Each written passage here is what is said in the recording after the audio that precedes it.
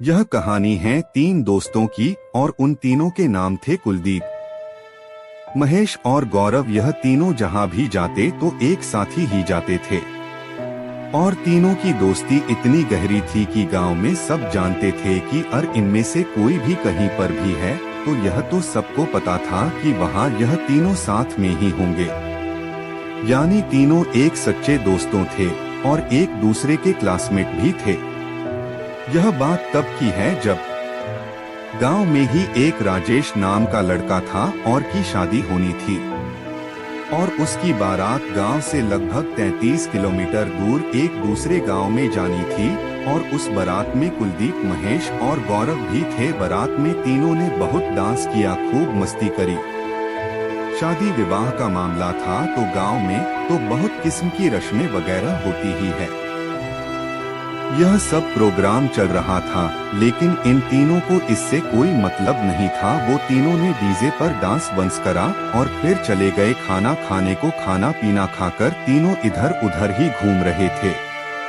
तभी उन्होंने देखा थोड़ा आगे बहुत लोग टेंट में बैठे हुए पर्दे पर मूवी देख रहे थे। गांव में शादी विवाह में अक्सर ऐसा होता है कि मनोरंजन के लिए पर्दे लगाए जाते हैं और उन्हें फिल्में दिखाई जाती हैं। फिर उसके बाद वो तीनों भी वहीं बैठकर पर्दे पर मूवी देखने लगे। रात के लगभग 11 या 11:30 बज रहे होंगे। तभी गौरव ने कुलदीप के कान में कहा, यार भाई मेरा पेट खराब हो रहा है, मुझे 2 नंबर जाना है, जल्दी चल यार मेरे साथ। फिर उसके बाद कुलदीप ने यह महेश को बताई तो महेश हंसते हुए बोला, हाँ बेटा और खा ले। तभी तो ठूस ठूस कर खा रहा था, तब तो बहुत मजा आ रहा था, अब तेरा पेट खराब हो रहा है। फिर गौरव ने कहा, मजाक छोड़ो यार, सही में अब बर्दाश्त नहीं हो रहा, चलो यार जल्दी कहीं। फिर उसके बाद कुलदीप पास में ही पड़ा एक डब्बा उठा लाया और उसमें पानी भरकर तीनों चल दिए पीछे के खेतों की तरफ। तीनों जा ही रहे थे कि तभी अचानक पीछे से कोई बहुत तेजी से भागता हुआ आया और उन तीनों को धक्का मारकर आगे की तरफ निकल गया। धक्का लगते ही फिर कुलदीप ने फिर जोर से चिल्लाते हुए कहा, अबे कौन है, पागल है क्या? तीनों को समझ नहीं आता कि कौन था, पर जो भी था वो सफेद कपड़ों में ही था और तो कुछ ज्यादा पता नहीं चल रहा था कि कौन था वो। तभी महेश ने गौरव से कहा, चलो अब काफी दूर आ गए हैं, वह यहीं पर कहीं बैठ जा। फिर उसके बाद गौरव डब्बा लेकर खेतों में अंदर चला गया। महेश और कुलदीप दोनों बाहर ही घूम रहे थे कि तभी खेतों से गौरव की आवाज आने लगी, अरे कौन है, रुक जा, अबे रुक, कौन है? गौरव की आवाज सुनकर कुलदीप और महेश ने वहीं से आवाज लगाई और कहा, अबे क्या हो गया, क्यों चिल्ला रहा है?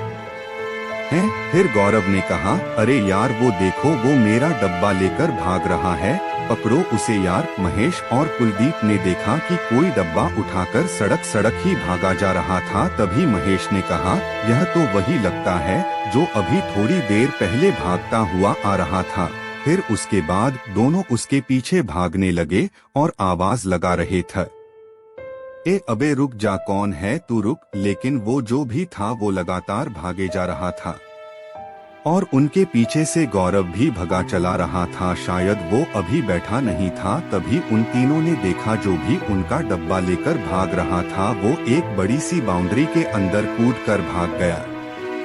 फिर तीनों ने कहा, बेटा आज पकड़ेंगे तो जरूर तुझ, चाहे कुछ भी हो जाए। बाउंड्री बहुत दूर तक फैली हुई थी, इसलिए फिर उसके बाद वो तीनों उस बड़ी सी बाउंड्री के अंदर जाने की कोशिश करने लगे।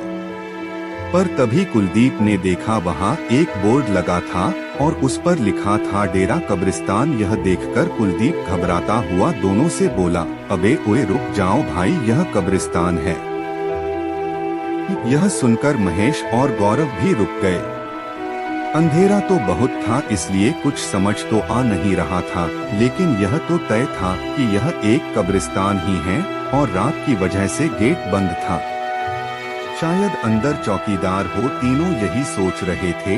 तभी कुलदीप ने अपनी मोबाइल फोन के फ्लैशलाइट से देखा कि कोई उसी बाउंड्री के ऊपर दोनों पर पैर नीचे लटका कर बैठा हुआ है। फिर उसके बाद उसने दोनों को बताया तो महेश जमीन से पत्थर उठाकर उस पर मारने लगा। महेश पत्थर मार रहा था, तभी शायद उसने महेश के फेंके हुए पत्थर पकड़ लिए थे और वो भी वहां से पत्थर मारने लगा, जिसके कारण महेश के चोट लगी और वो जमीन पर गिर गया। यह देखकर कुलदीप और गौरव ने उसे पकड़ने के लिए बाउंड्री पर चढ़ने की कोशिश करी। बाउंड्री तो ज्यादा ऊंची थी, लेकिन किसी तरह वो दोनों उस बाउंड्री के ऊपर चढ़ गए और तभी उन्होंने देखा वही आदमी जो सफेद कपड़े में अभी तक इनको भगाकर यहाँ तक लेकर आया और अभी बाउंड्री पर बैठा हुआ था। अब वो उसी कब्रिस्तान के अंदर एक कब्र पर बैठा हुआ था और वो किसी से बात कर रहा था। इस बार कुलदीप की नजर उसके चेहरे पर पड़ी तो शायद कुलदीप उसको पहचान गया था कि वो कौन है। इसके आगे की कहानी अगले एपिसोड में है।